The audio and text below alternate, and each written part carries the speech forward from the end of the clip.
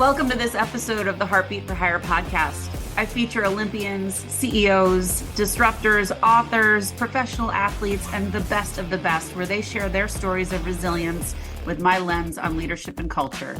Let's get started. Greetings and welcome to this episode of the Heartbeat for Hire podcast. 3 things you will learn from this episode. Number 1, why EQ is one of the most important things for a growing business. Number 2, how music helps reinforce EQ. And number 3, learn some positive habits to boost emotional intelligence, confidence, and self-worth. What do you get when you combine a national touring DJ, a weight loss transformation story, a 3-time game show contestant, an extroverted entertainer, and a globally awarded keynote speaker? You get Rich Bracken.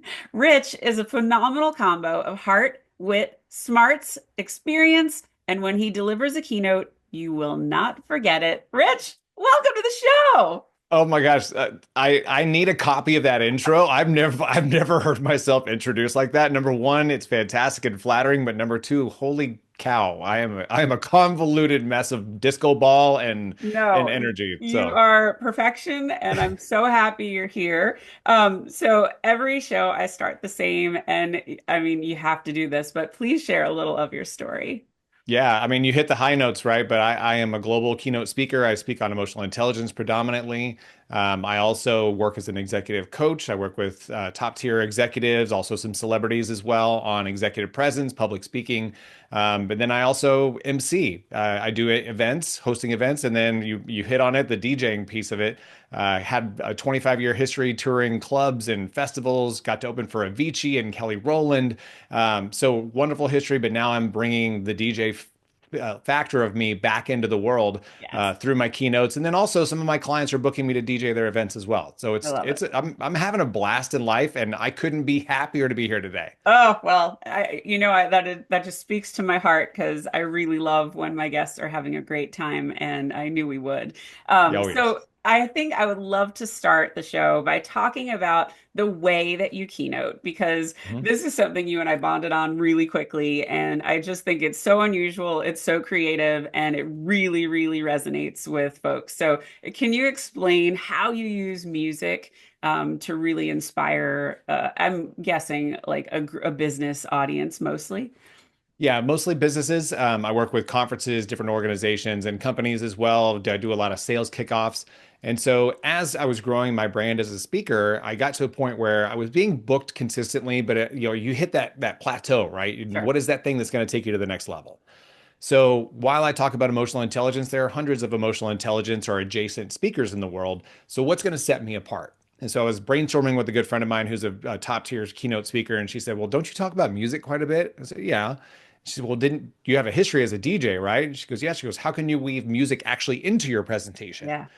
And I thought about it. And I'm like, okay, well, I'd walked away from DJing at 40 because then that's a whole nother story about when I started DJing because we were replacing old 40-year-old DJs at our school dances when I was 15. So I retired at 40, but then I was like, that would be really fun to bring that in. So I toyed around with the idea, bought some new equipment, which was kind of a fun upgrade for me, I'll be Oh honest. yeah. It was like, I need this for work. But now, so I had this great turntable system. And so what I do is I bring the turntables on stage and talk about the power of music and the power of emotional intelligence and how they're intertwined and how they relate to each other. When we think about our favorite song or our confidence song, our walk-up song, within the first 3 seconds, our mood changes. Oh yeah. And emotional intelligence is the same thing. When we talk about our self-awareness and our self-management, we have control over our emotions when we feel them within the first 3 seconds. Mhm. So there's a total correlation between the two. But I'll play music. I'll get the crowd to shout out what emotion they feel. I have a little fun with them. I don't want to spoil it too much, but I'll play stuff like Aretha Franklin or House of Pain and get them to shout out Yeah. different emotions and different feelings. But also one of my favorite pieces of it is that I'm a mixtape fiend. Ew. Even the fact of saying mixtape, I I may know. lose some It Gen does Zs age us a and smidge, some but millennials. But what I do is I put a QR code up, my audience scans it, and then they go into their app and they put in what is a song that brings you instant happiness? What's a song that brings you instant Mhm. confidence? We see the list pop up on the screen, and then I go build them a playlist on Spotify after the fact that I circulate back within the company. It is not only a fun exercise in the moment, but Yeah. it also gets them in the mood to be confident and happy throughout the presentation. And then it's a fun follow along after the event as That's the well. best part because as a keynote speaker, and I know this too, you have them for that hour or that Mhm. 45 minutes. And then maybe you have a book and you leave that behind, but there isn't that permanence. And so you are Right. inviting them to remember you for a much longer time. So I love that you Absolutely. do that. So you tell a great story, and I would love you to share the story about one example of, and maybe you've done this more than once, but when you're talking about EQ and you Mhm. start, I don't want to ruin it. You know what story I'm talking about. So I'm not going to say The it. Marvin Gaye story. Yes, yes, yes. Yeah. Okay. So during these events, I usually have a bank of too many songs, and I really read the room and read the crowd on how they're reacting. Like, are they Mhm. really getting into this exercise? Let's string it out a little bit more. So I always have like too many songs in there that I can pick and choose and kind of work the crowd. So I had a room full of 1,500 businesswomen. We were having a really good time. They were biting on this this emotion shout out exercise like crazy.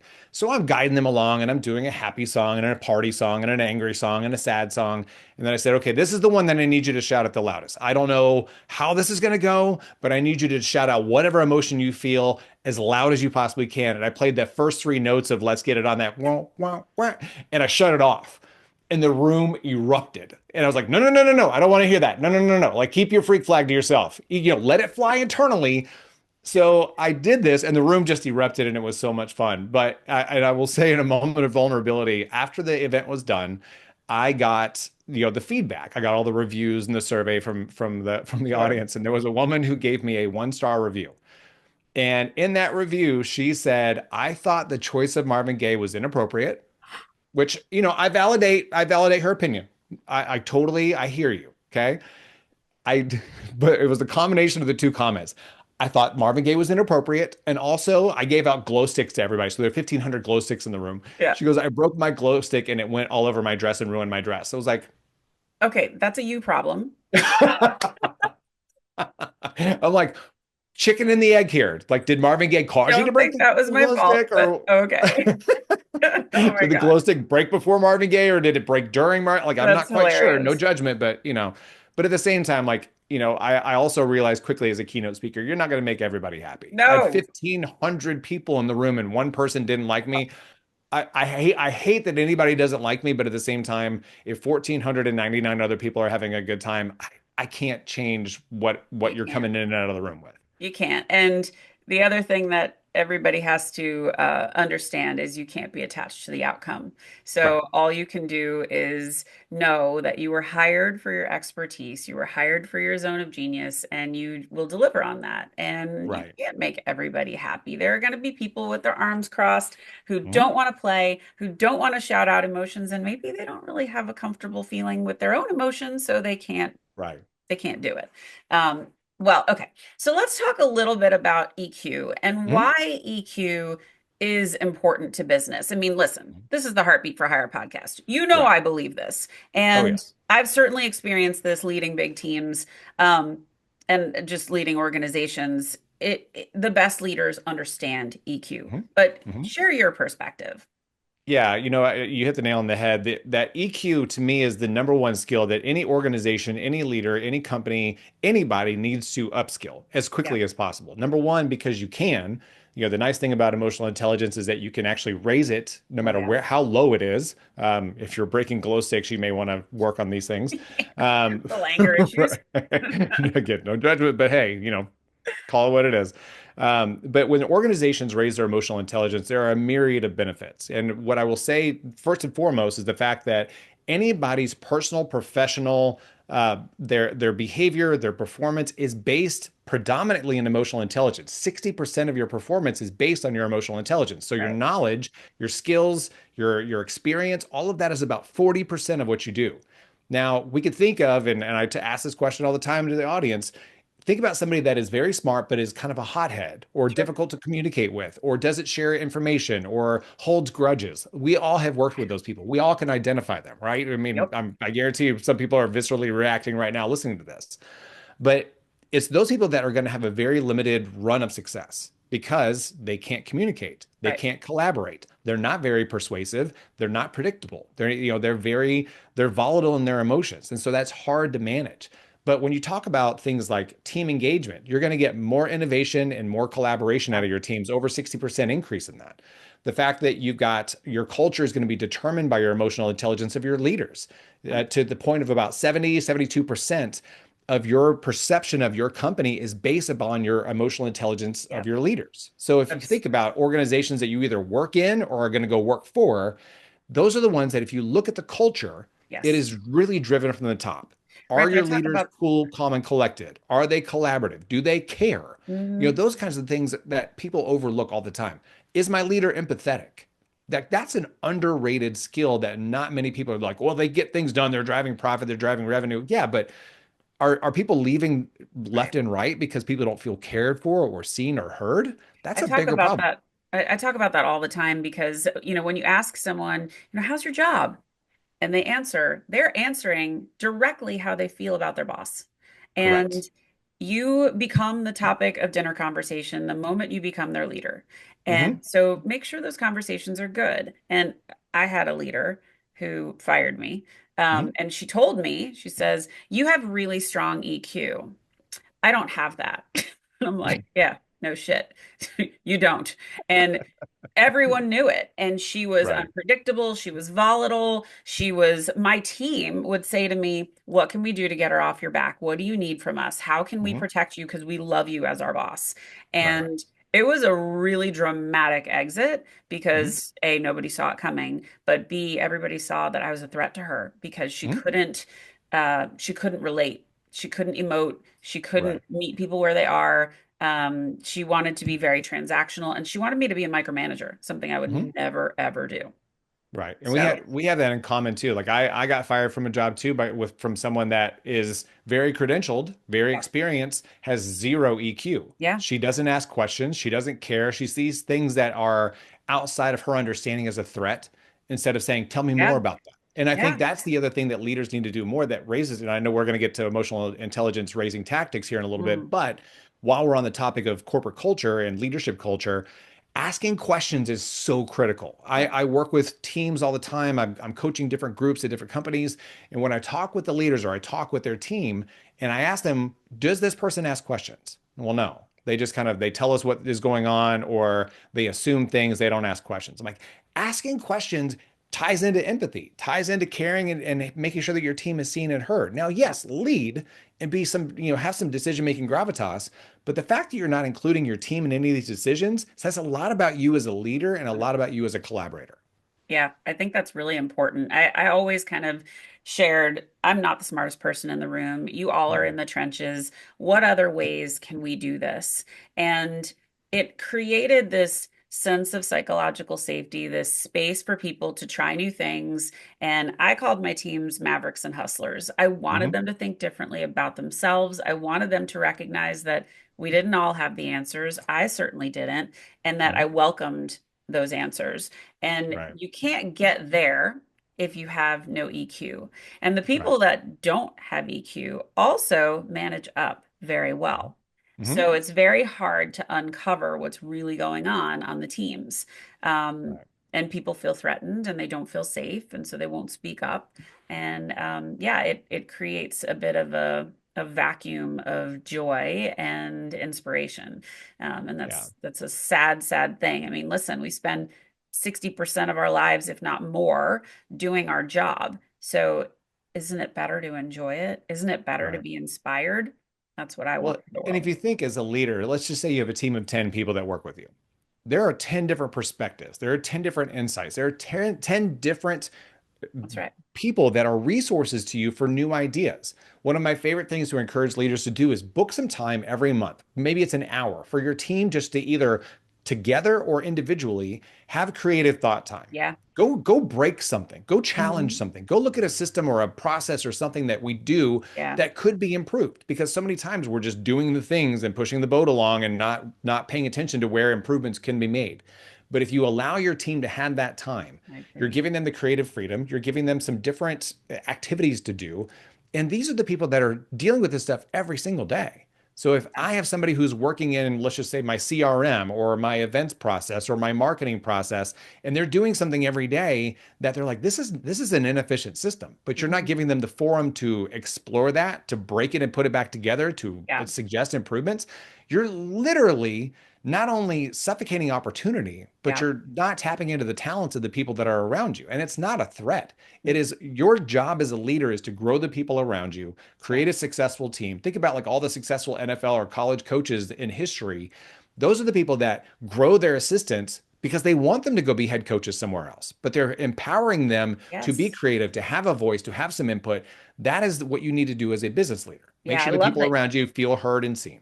I love that you said that because I think what leaders need to recognize is, what I did 23 years at one company, nobody does that anymore. You Right. have people for 2 to 3 years max, Mm-hmm. sometimes less. And if you know you only have them for that amount of time, make it the best job they've ever had. Make it the best experience they've ever had. And when you build that trust and loyalty, they'll come back to you and you can Mm-hmm. you can train them to do incredible, incredible things. So let's get tactical. Sure.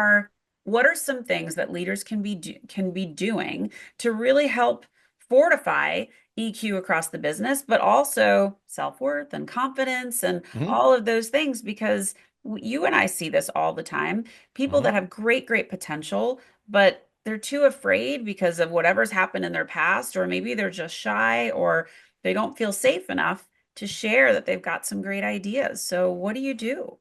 Yeah, so it starts with the leaders. It starts right at the heart of the leader because what I will say is that statistics show that as you increase your title or as you move up in an organization, your EQ naturally drops. There's higher amounts of stress, there's higher amounts of responsibility, you're managing more people, you have bigger teams, you have bigger things to do. So your Less EQ time. drops a little bit naturally. So Mhm. being more mindful of it as you increase your job role or increase your visibility at a company is absolutely critical. So how are you managing your emotions? And I'll quickly break down what emotional intelligence is for those that are not maybe not as Yeah, familiar. So you've got your personal acumen, which is self-awareness. What are my emotions? What am I feeling?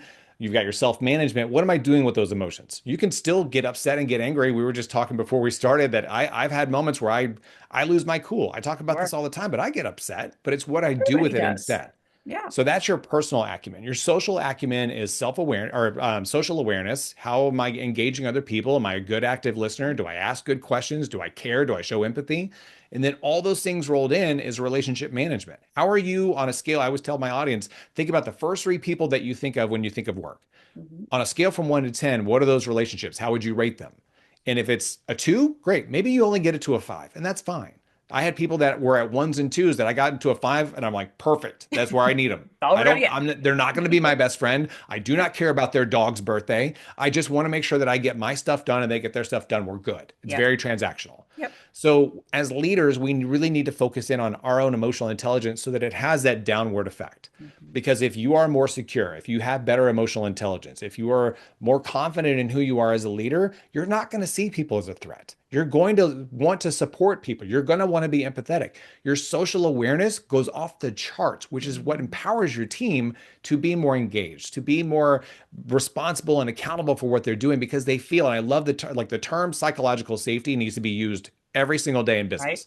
Do I give my team psychological safety to ask questions, to make mistakes, Yeah, to suggest things, to have a voice? If people, I had 2 jobs I could think of off the top of my head. I was terrified to speak up. yeah, One, because it was just said from the get-go that this is just the way it is. My team told me once I got on board, like, by the way, we understand that you're an idea guy. Keep those under wraps because she yeah, doesn't like that. yeah. I mean, Or, Rich, yeah. I grew up in tech and I was the only Mhm. woman on all male teams for over a decade. Oof. And there was zero psychological safety because they only spoke in sports metaphors. I Right. didn't give a crap about sports metaphors. I Right. don't care what happened on the 40-yard line last night. It does not inspire me. It's not moving the needle. I don't Mhm. get it. I don't understand the point. There was no opportunity for me to Mhm. shine or for me Right. to think differently or try differently. I modeled behavior that I thought was crappy. Mhm. And it wasn't until I had some good leaders that asked me, how do you want to run the business? Mhm. What? Right. You want to Right. know? Oh, Right. wow, this is exciting. And when you have those leaders who give you the space to do the jobs you were hired for, the magic can happen. So Oh, I absolutely. love that you're saying all this. Yeah, Keep and even your reaction to that story, like the fact that somebody just frankly asked you that question going. Yeah. brought you a lot of joy and brought you a lot of freedom. Yeah. But the idea, so think about this. If your team is full of talent, you've hired them because they're talented people, but you've brought them in, you've got them on board, and then you're just expecting them to do what you say. Yeah. They have knowledge galore. And especially as we go up the ladder, we become a little bit more high level in our knowledge. We're looking at the business goals. We're looking at how everything kind of comes up to get to the point where we're Mhm. succeeding. But I'll be the first to say, I like social media, but I know that there are people that are better at than me. Oh yeah. I like data, but I know that there are people that are better than me. So if I turn them loose in their expertise and I give them the safety as their leader to Yeah. shine in their respective channels, then it makes me better, gives me more knowledge to make better decisions. But if I'm constantly saying, no, you do what I say, Mhm. then I'm literally keeping them at the little kids table at Thanksgiving. Yeah. I try to stay away from a sports metaphor for you, but you're putting them at the little kids table at Thanksgiving. You're saying, go over there, be seen and not heard. Let me go do my thing. I'm the superstar here. And Yeah. I've worked for bosses like that, and it sucks. It And so sucks. if you as a leader are not engaging your team and not giving them that psychological safety in that space to be them, to Mhm. be successful, to be heard, to give ideas because they know more than you, Yeah. you're missing a tremendous opportunity to succeed as a team. I agree. I agree. And it's so important that leaders get this. And this is why I built this show. I mean, I Hmm? really want people to understand what good leadership looks and feels like. And if you've never done this before, just try. If you Right. the times that I was asked, how do you want to run the business, or, what could we do differently? And I knew I was safe. Hmm. We did incredible things. Our performance was off the charts. We crushed our number quarter after quarter after quarter. When I was in the micromanagement situation in a corner and I'm concerned about every word coming out of my mouth, I'm Hmm. not relying on my instincts. I'm not Right. relying on my ability to read people, my ability to understand energy and figure out, okay, no, this person's not responding to that. I got to change my messaging. I'm in react mode. I can't Hmm. use any of those superpowers. And I think leaders really need to understand that micromanagement never inspired anyone. And you're not going to Hmm. make somebody perform better by telling them what to do. You could help them as a coach and say, hey, listen, something you could try, and this worked for me this way, but you might find it differently. That's The, good leadership. yeah, the hardest question a leader can ask themselves is my team performing or thriving? Yeah, Performing means they're just getting the things done that they need to get done. that's right. And chances are they're doing that because they don't want to work harder. They don't want to go over and above. That's They're right. checking the boxes because you're not giving them the space to be the rock stars that they need to be. Yeah. If they're thriving, they're the ones that are singing your praises when you're not around. They're the ones that are at a barbecue on the weekends with their friends going, oh my gosh, I love my job. I My boss gives me know. all the safety in the world, gives me the opportunity to succeed. Yeah. That's what you want to have happening. You don't want people to like, oh yeah, my team performs very well. It's Mhm. because they're getting their stuff done and keeping their head down because they don't like you. Yep. They're getting the things done because they don't feel safe. They want to keep their job, but chances are they may be perusing on LinkedIn during their lunch break because you're not putting them in a position to succeed truly. That's right. Well, and uninspired people are never going to do amazing things. Ew. They're just not. So I love that you talk about that. All right, one more topic on this, and Yeah. that is confidence and self-worth. So Hmm? how does music, I mean, we all know, like when you put on your walk-up song, not everybody Hmm. walks up, but imagine it's your Right. walk-up song or your karaoke song. Like why does this work? And how can people use this to increase their self-worth? Oh, absolutely. This is my favorite question of all time. I mean, and there's data galore and research galore on the impact psychologically that music has on us, whether it's the chord progression or the tonality or there's all kinds of different deep data on this.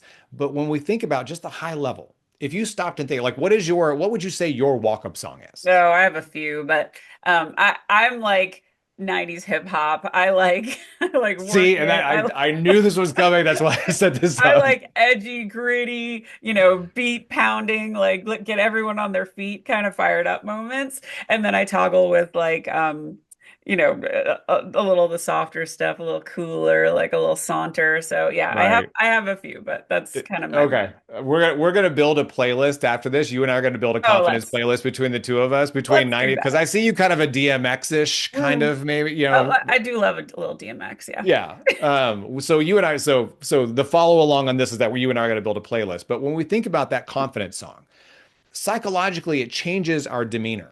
And one of my and mine changed too. Mine right now is a song called Pandemonium by NF. And Mm. what's fun about it is that if you know me well enough, you know that I am the most like loving, inclusive, collaborative, Yeah. humble individual in the entire world. When you listen to that song, that's still me, Yeah. but it's me building my confidence. And Mhm. so if you go listen to that song, go read the lyrics, it's a brilliant song, but it is very much a hey, I'm here to be who I am. And that's, if I don't do that, I'm robbing you and I'm robbing the world of Yeah. my talent and the things that I can bring to this world. And that's not egotistical. We're Mm-mm. all put on this earth with talents and gifts that we need to be sharing with people. The most selfish, arrogant thing that you can do is keep it to yourself. And Hmm. so if I don't show up as my most confident self, if I'm stepping on stage or if I'm sitting with the teams that I'm consulting, or if Hmm. I'm going in and talking with someone one-on-one coaching, if I don't come with my most confident self, I'm doing them a disservice. And Hmm. same thing with our moods too. Like I have a good mood playlist that I know if I feel that like slippery slope, like I'm dipping my Yeah. toe into the negative Yep. rabbit hole water. Snap out of it. I- Oh, exactly. My number one go-to happiness song is "Baby I'm a Star" by Prince. Like Oh, there's yeah. if you know the song, if you don't know the Beautiful. song, go listen to it right now. So Like good. it is oh my gosh, I can hear it right now. Like that when he drags his when I can't think of his name, but the keyboardist drags his hand across the keyboard to start the song. Hmm. Like I'm in. Yep. He didn't even have to get to the end of the keyboard. I'm like, game Yep. on. Here we go. Um but it changes our demeanor. It changes our psychological pattern. It changes our thought pattern. So I'm not saying that you're going to, be going down in a bad mood or something bad happens. You're going to listen to Prince and be like, I'm oblivious to any kind of negative activity. Like you're going to be softening the blow. You're going to be stopping the skid. That's the whole point of it. But anything that you need to do, and I do this before presentations, I do it before meetings, I do it with my workouts, I do it before I even coming into my office for a day. I will play a song before I even start working Set the because I want tone. to set the tone. Yeah. If I need to come with it that day, it's NF, it's heavy metal, it's that kind of Hmm. stuff. If I need to just be in a work groove, it's like Tribe Called Quest and Sure. that kind of stuff where it puts me in like this really like chill, even keel frame Little of Bill mind. Withers. Yeah. Right, exactly. I Hmm. mean, but again, like I'll go back to Marvin Gaye. Marvin Gaye evokes certain things in some people. Of Sometimes it's course. rage and you break a glow stick. Sometimes it's romance and connection. Yes. But music has that impact on us. So what are those songs for you that change the mood? And what are the moods you want to be in? Pick that song. Pick three or four songs. Keep them on your phone so that you have it at any given time. So I have an idea, and you tell me if you're down for this, but I think as a parting gift for this episode, you and I, let's create a confidence playlist for the Mhm. listeners. And when we share Done. this episode, we will share the link on Spotify and everybody can grab their confidence playlist by us, curated by us. So Okay, so I'll take it a down. step further. I'll take it a step further. So yes to that. We're going to build our playlist together, but what I'll also do is I'll create a QR code for the listeners to go submit theirs. Oh, beautiful. And we will make it an all-encompassing Let's collaborative do it. playlist. So This we'll is have it. great. I'll set it up for a couple of weeks. People can put their songs in there, I love and then it. I'll go in and add them to the Spotify playlist. So you and I will start the foundation of it, and then we'll let the listeners build it from there. I love an interactive podcast. This is so exciting. Everybody Fantastic. became a DJ listening to this episode. Amazing. Amazing. Okay, so what inspires you? What inspires me is the fact that I I myself came through my own struggles. I myself battled through the things, which is why I do what I do. Yeah. I have always, since I was a kid, have had this innate ability to connect with people, to help people. I'm always the person that people come to for advice or need to bounce ideas or they just need to be consoled and be heard. I've always been that person and I love that. Yes, at times it's exhausting, but I wouldn't trade it for the world because I have that resource in me that people need. And so, having gone through what I've gone through, even the fact that I'm a public speaker talking about emotional intelligence, it's due to the fact that I went to the ER because I was burnt out and stressed, was Right. suffering a panic attack. Like, that's what got me into this. And I do this every single day. And every day that I wake up and I get in my office or I'm hopping on a plane to go talk with somebody, every single time I think to myself, I'm doing this because I don't want people to end up like I did. Mhm. And so if I can stop them before they get to that point, that's what my goal is. Yeah. And we're going to have fun in the process, yeah. But every presentation I give is very heartfelt, is very empathetic. I want people to know that I give a damn about them. I Mhm. truly do. I don't care if it's 10 people or 10,000. Yeah. I genuinely exert this care and this empathy to my audiences and to my friends and to my colleagues and my clients because I want to make sure that people feel seen, heard, and cared Yeah. for. Because I feel Yeah. like that's unfortunately become a little bit of a lost art because we're Yeah, always in it's the you like are the not the dopamine only hit. person that's been on the show that feels that way. Matt Immersion is another outlier who talks about Right. how important it is that people matter and they know that Yeah. they matter. And that's why you're here, my friend. Right. So And I appreciate that. what would you like your legacy to be? You know, that's a great question. I thought about that briefly the other day and I didn't really dive into it. But I think the legacy that I want to leave is that I want people to remember me as somebody who cared about them. Mhm. I want people to remember me as someone who did it differently Mhm. because I feel like there are so many people that are following a blueprint or following this or Yeah. following that. And I want people to think like, man, even if you came in contact with me for 5 minutes, maybe you saw a video on LinkedIn, maybe you came to one of my keynotes or listened to my podcast or listened to this podcast. If anything, I want you to think this guy really was genuine with what he did. He Mhm. truly cared about himself, but other people as well, more so. Um, but that he wanted to empower people, that he truly cared. He gave a damn. And that to me is what I want people to remember me by. And if they remember my bright colored jackets or my DJing or my goofy videos or whatever, Yeah, great. If it brought you 3 seconds of joy, I've done my part. I And love it. that's all that I can hope to do. I love it. So what's next for you? Oh my gosh, that's a whole nother episode. Um, So a couple things. One, I've got a lot of trips coming up, doing a lot of keynotes. Really, really excited. I'm blessed to do what I do. Traveling around the country. I've got some international things coming up as well. So keynotes are going off. I'm doing a public speaking course, kind of a group coaching thing for public speakers. Um, on the fun side of things, you'd mentioned the weight loss transformation. I'm excited to share that a 26-year dream is coming true, that I am being featured in Men's Health magazine. They're doing my weight loss transformation and sustainment story because it's been Rich. 26 years that I've kept off my 100-pound weight loss. Wow. I could not be more excited about that.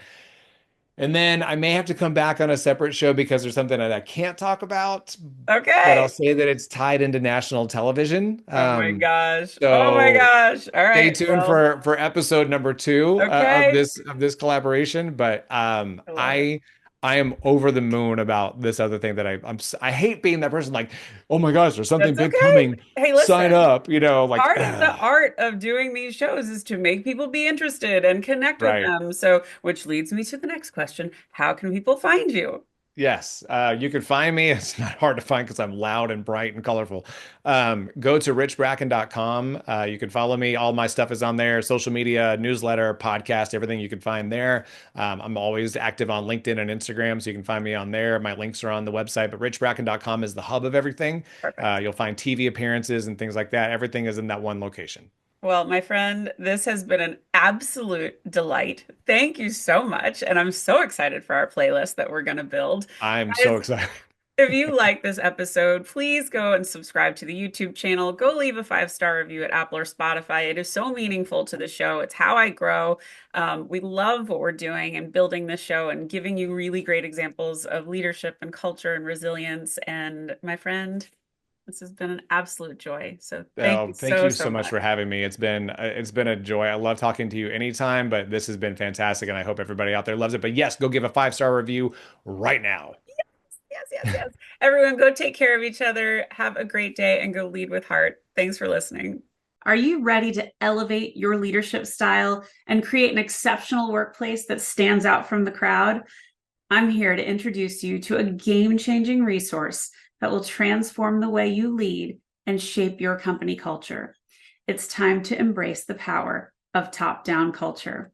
This practical guide empowers your leadership for lasting success, helping you create a workplace where everyone thrives. Get top-down culture today, and let's reshape the future of leadership together. Thanks for listening to this episode of Heartbeat for Hire. I hope you enjoyed what you heard. If you did, please subscribe to my YouTube channel or consider leaving a 5-star review and a great rating at Spotify or Apple. Thank you so much for your support. Have a great day.